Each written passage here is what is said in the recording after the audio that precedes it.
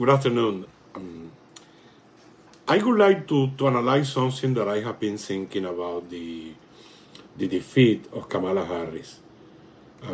I am waiting for the vote counting in Arizona and Nevada to talk about the spectacular victory of Trump. And I will talk about both subjects in different videos because there are two different scenes. And also because I don't want to cast a shadow over the Trump victory. But I have been thinking through the election and the days after the election about something that probably is a speculation, but I am thinking that probably Kamala Harris didn't want to be president. This is Kamala Harris in the concession speech, where she said that they were willing to make a peaceful transfer of power, but she will continue fighting. The comment is absolutely relevant because we all know that when the vice president runs and he or she loses, um, the political career is over. It is the same situation that happened with Al Gore, that he lost to Bush in 2000, and previously to Dan Potato Quayle. For those that don't know the story, he went to school and he correct a child that had written a potato with an E at the end. No, he wrote potato correctly.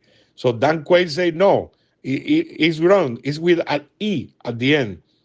And the boy say, no, you are grown. I am right. So after that, and he was known as Potato. But thinking again about Kamala Harris and what happened with this, for example, I wrote an article in the Higo de Casca Foundation, which is only in Spanish, in October the 25th, analyzing that it was an expected defeat. So I always knew that she was about to lose the election.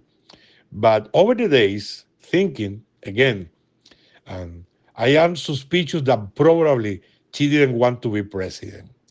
Um, in August of 2020, Willie Brown, and let me say who Willie Brown was. Let me take a look to the article. Willie Brown, for those who don't know him, is probably the most corrupt politician in the history of the United States, who has been investigated by the FBI several times.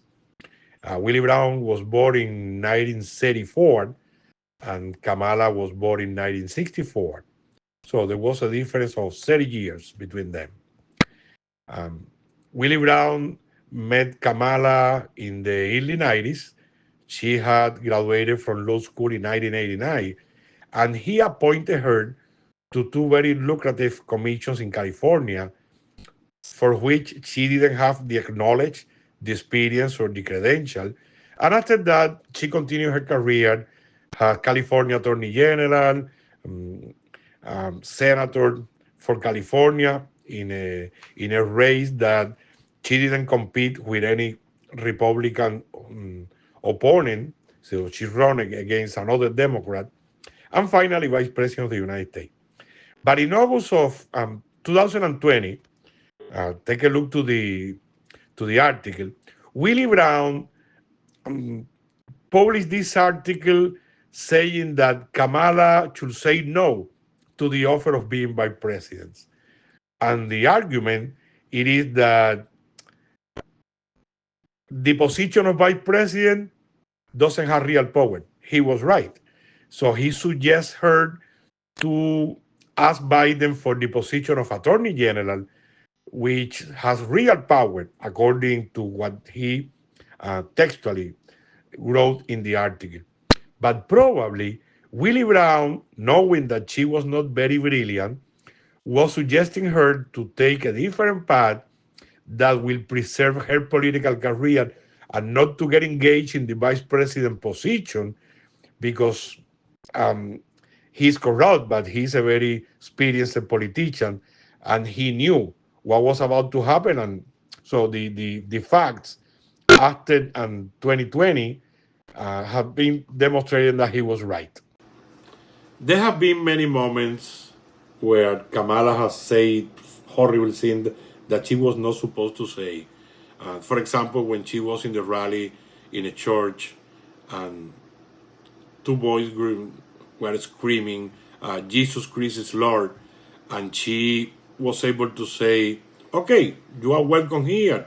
And instead of that, she said, you are in the grand rally, so you can go down the street to the smaller one. So she create, an animosity with the religious community. Or when she went to the interview with Beth Breyer in Fox, and he asked her why she hadn't done all of the things that she was saying that she will do while she was vice president. I say, I was not the president. And Beth Breyer said, yeah, but you were the vice president. And her only response was, okay, but Trump has been running for the last decade. But there is a particular moment where I think that the Kamala Harris campaign implode. And it is when she goes to The View in ABC.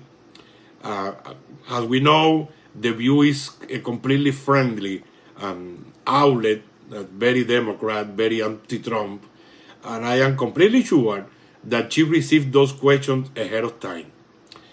She goes there, and Sonny Hostin asked her a question. So let's see the video. Well, if anything, would you have done something differently than President Biden during the past 4 years? There is not a thing that comes to mind in terms of, and I've been a part of most of the decisions that have had impact. Terrible. No comments. There is nothing that comes to my mind. Rapidly, David Axelrod run to CNN to try to correct the mistake. So look at him in CNN saying, no, Kamala is not Biden, so she's going to do something different. It was that hard to respond? I don't think so. So she had the opportunity to say, for example, I would have organized the withdrawal from Afghanistan better, so we have prevented the death of soldiers and Afghan collaborators. In a few words, in my opinion, and probably I am speculating, Kamala was sabotaging her own campaign. It is hard to believe that a campaign that received over $1 billion, which obviously was enough to hire the best advisors, didn't have the people who received 99% of the possibility, who received the questions prior to the interviews and were not able to advise her about what she had to say. So it is pretty hard to believe that somebody is so dumb that is not able to respond a question like this.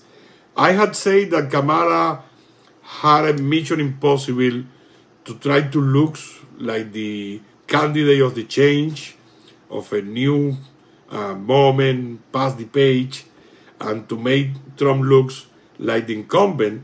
But even though she was supposed to respond at least that question in a different manner, even when she didn't look authentic, when people believed that she was lying or that she was dogging the question, but to say something else, not to say there is nothing that comes to my mind. So I am convinced that she was sabotaging her own campaign because she didn't want to be president. So in the next video, we will analyze the defeat, why Kamala defeat, very briefly. Later, when the vote counting ends in Nevada and Arizona, we will analyze the spectacular victory of Donald Trump and the implication of that victory. So, see you in the next video.